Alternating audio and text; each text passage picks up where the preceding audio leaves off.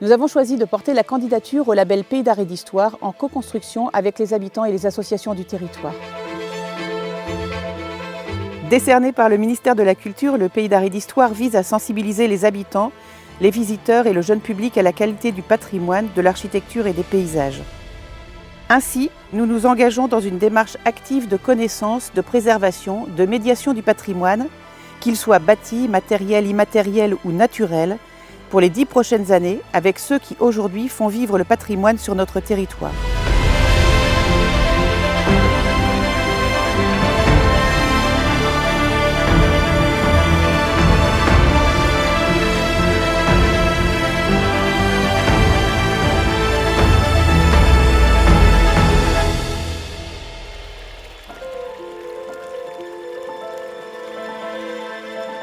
Le patrimoine, c'est une chose très difficile à définir.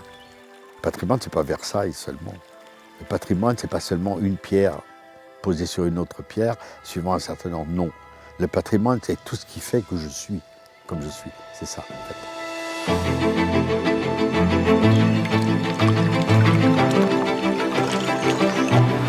Il faut bien penser que c'est l'eau qui a complètement façonné le territoire. L'élévation du niveau marin a recréé des îlots, a recréé ses bassins versants, ses bras de mer, etc. Donc l'homme s'est forcément installé en fonction de ses contraintes aussi. Donc forcément, c'est adapté à ce milieu.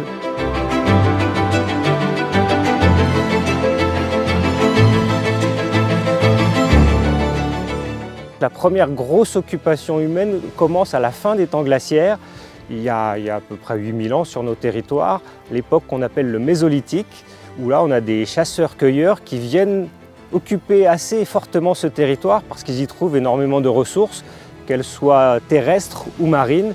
À la fin du Mésolithique, on passe à la période qu'on appelle le Néolithique, qui correspond à l'émergence de l'agriculture.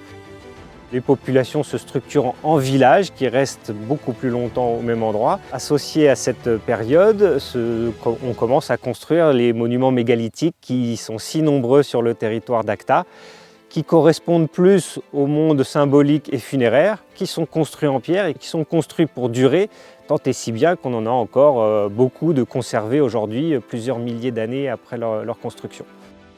La plus grande période de fouille de ces grands monuments, c'est le début du XXe siècle. Le processus de protection de ces monuments est enclenché et aboutit aujourd'hui avec l'inscription à l'UNESCO. Locmariaquer, c'est vraiment un des territoires forts du mégalithisme local parce qu'on a énormément de très grands monuments et directement en relation avec l'océan. Cette position géographique et cette densité de monuments mégalithiques veut dire quelque chose dans cette relation à l'eau. Un territoire aussi de marins, c'est-à-dire que des générations comme mes parents, mes grands-parents ont été des marins, partaient au bout du monde, donc aussi, quand je le dis, des échanges culturels. Les générations avant nous ont été des peuples qui ont été plutôt, ou des populations qui ont été ouvertes sur le monde. Il ne faut pas oublier que la baie de Quiberon, c'est le seul grand espace d'eau où on peut être à l'abri de l'océan tempétueux et de la houle, où on peut éventuellement faire arrêter une escadre militaire, mais où aussi les bateaux peuvent au moins naviguer, se mettre à l'abri avant d'attaquer l'océan. Donc on est vraiment sur un point pivot dans cet échange commercial, humain et de matériaux qui se fait ici. Donc on est clairement sur un lieu de passage, donc un lieu de friction possible. Et on sait qu'ici, on a très régulièrement des incursions de pirates espagnols, de pirates anglais. Certains vont s'installer à Ouate pendant plus ou moins de temps. Et puis on a évidemment, dans la Seconde Guerre mondiale et la création, qui est appelé le mur de l'Atlantique, clairement une manifestation sur notre territoire de la nécessité de protéger ces lieux-là. Donc cette présence de la défense, elle est vraiment marquée sur ce territoire. Et quand on évoque la question de la défense, il ne faut pas oublier qu'on a la question de la défense contre un agresseur humain, mais on a aussi la question de la défense du littoral contre les forces de la nature. Il va falloir poser des phares pour pouvoir guider les bateaux. Donc il y a aussi ça qui est intéressant. Il y a la défense contre l'humain et la défense contre l'élément naturel.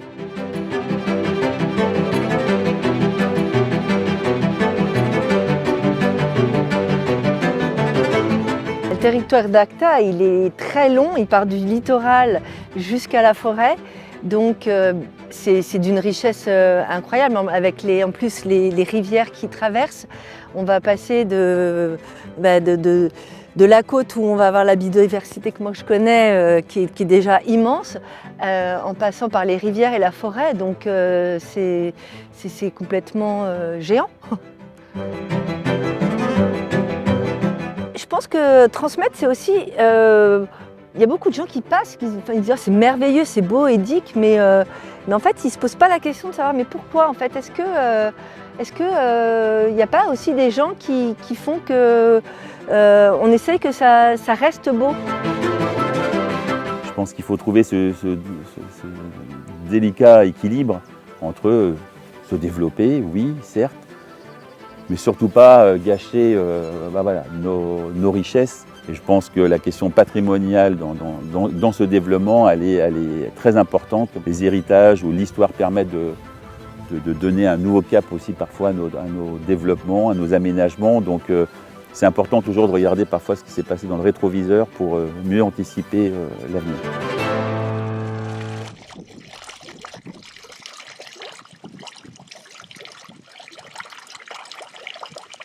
C'est une des régions au monde où il y a la plus grande densité de patrimoine religieux au kilomètre carré. Alors dans ce patrimoine religieux, on inclut évidemment les églises, les chapelles, mais aussi les fontaines, les calvaires.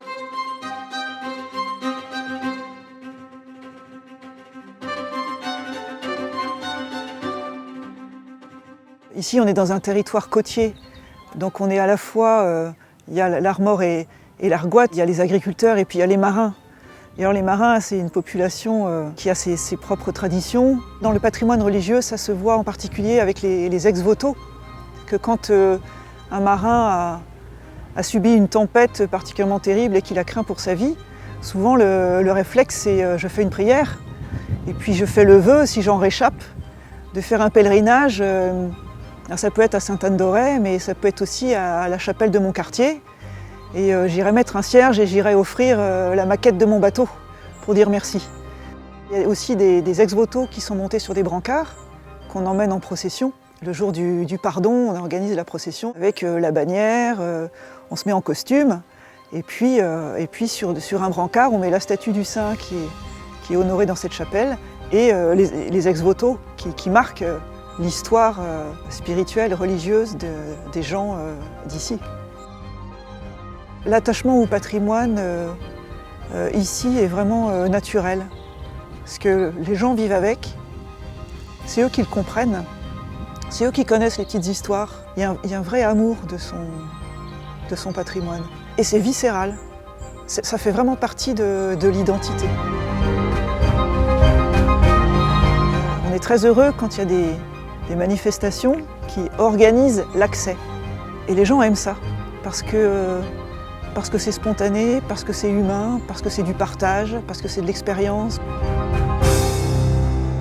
L'importance de la toponymie, c'est important aussi, parce que dans des termes en breton, et qu'il ne faut pas changer, il faut les garder, parce que le terme en breton vous raconte presque l'histoire du village. Vous avez beaucoup de noms en ponte, par exemple, qui désignent un pont.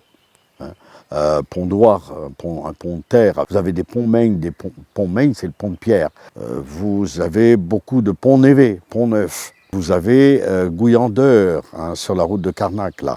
Donc un gros ruisseau, beaucoup de lieux en laine, l'étang.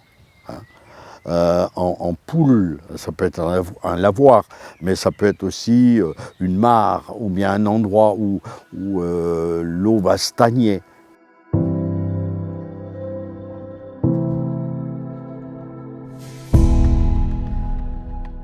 Avec l'inventaire du patrimoine, j'ai découvert des bâtiments. Ouais.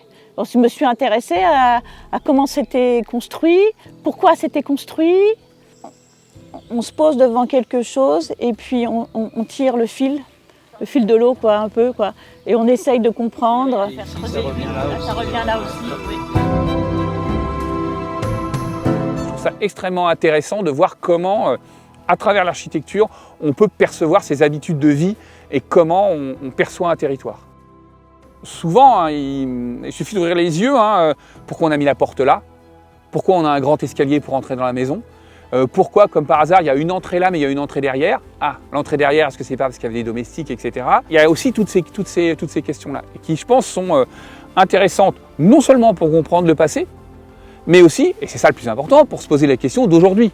Comment on perçoit ça et comment, quand on veut vivre aujourd'hui, on prend ces choses en compte. Et alors évidemment, on va y avoir ensuite le bouleversement du XXe siècle, surtout de la deuxième moitié du XXe siècle, où là, évidemment, évolution des techniques de construction, nouvelle attraction notamment de la côte, avec un phénomène extrêmement intéressant chez nous, alors qu'on a ailleurs, mais chez nous qui est très marqué, c'est cette évolution de la villégiature. On pense à Carnac, on pense à Quiberon, on pense à la Trinité, où on vient se faire construire sa maison de vacances. Alors on va faire des pseudo-maisons basques, des pseudo-maisons normandes qui copient le genre médiéval, on va faire des pseudo-manoirs qui ont l'air un peu plus anciens.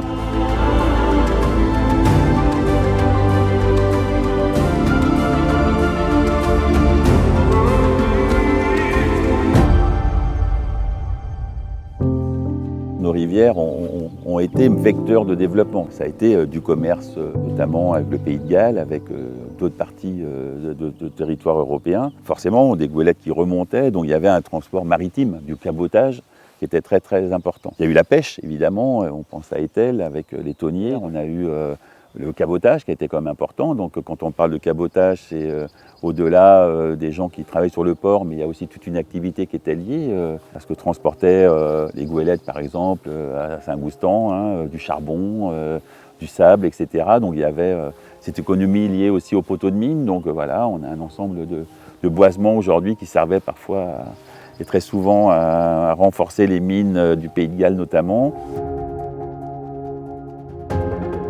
Puis l'ostréiculture qui est arrivée au XIXe siècle, l'activité du nautisme, évidemment, on a ces activités de loisirs aujourd'hui qui façonnent aussi notre territoire. On a besoin d'eau pour notre agroalimentaire. Sans eau, on n'a pas d'agroalimentaire. On voit des marais salants qui sont en train de se réimplanter, donc là aussi, on redécouvre les vertus de l'eau. On voit aussi des moulins à marée qui sont aujourd'hui parfois en transformation. On redécouvre un peu cette économie liée à l'eau aujourd'hui.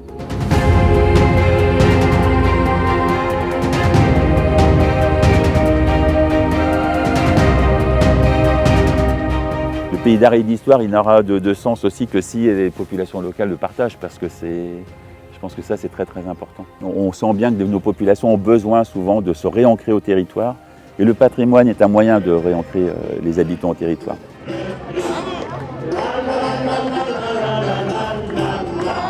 Le patrimoine, c'est intéressant si au bout d'un moment on parle, si on discute, si on se retrouve. Et tous ensemble, on discute et on construit quelque chose.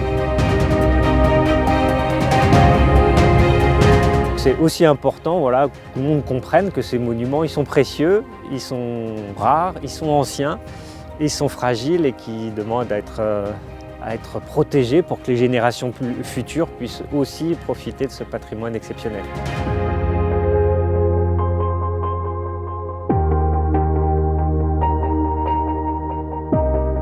Chaque génération, encore une fois, apporte sa pierre à l'édifice. Ouais.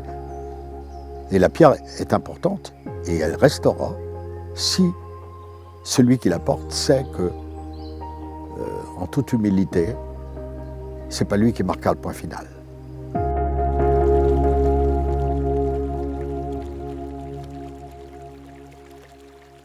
Ce fil conducteur autour de l'eau, finalement, a su mobiliser toutes les énergies, a su parfois créer des liens très forts entre l'ensemble de ces acteurs. Nous avons un objectif très clair de transmettre, de protéger, mais de faire en sorte que tout le monde puisse en bénéficier. Et c'est certainement notre définition du vivre ensemble.